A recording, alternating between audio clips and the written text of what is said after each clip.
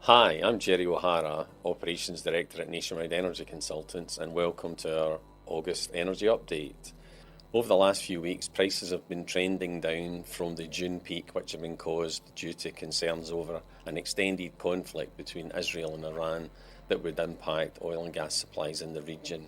However, things seem set to change for a number of reasons as we move through summer. There are concerns that record high temperatures in Europe, the United States, and Asia will cause additional LNG demand for cooling. Secondly, the European Union's gas reserves are currently at 68%, which is 8% below the 5-year average, and the UK's reserves are only 33%, meaning that constant restocking will be required through summer and into autumn. The single biggest risk to higher prices lies in President Trump's decision to threaten sanctions on Russia and any country who continues to buy its oil and gas, and the largest consumers of Russian oil and gas are China and India. Should China and India decide to source their energy from other sources, that increased demand for available supplies will inevitably lead to a significant price increase.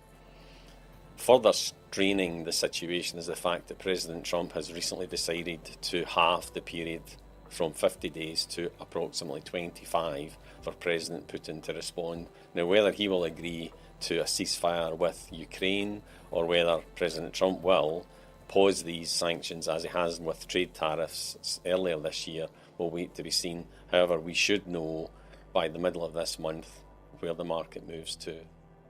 In terms of the average price of electricity and gas that pubs are paying, in fact, the prices have remained fairly stable for several months. Electricity is around 24 pence a kilowatt and gas around about 6.5 pence a kilowatt, with a standing charge typically around £1 per day per metre. Of course, as it's an average, some customers will be paying more and some will be paying less. With energy costs set to rise over the next 6 to 9 months, it makes sense for any business with a supply contract due to expire through to April 2026 to take a look at the rates that are currently available. And I would invite you to contact one of our energy advisors to discuss the opportunity to fix your rates for the coming seasons at an affordable cost. Thank you.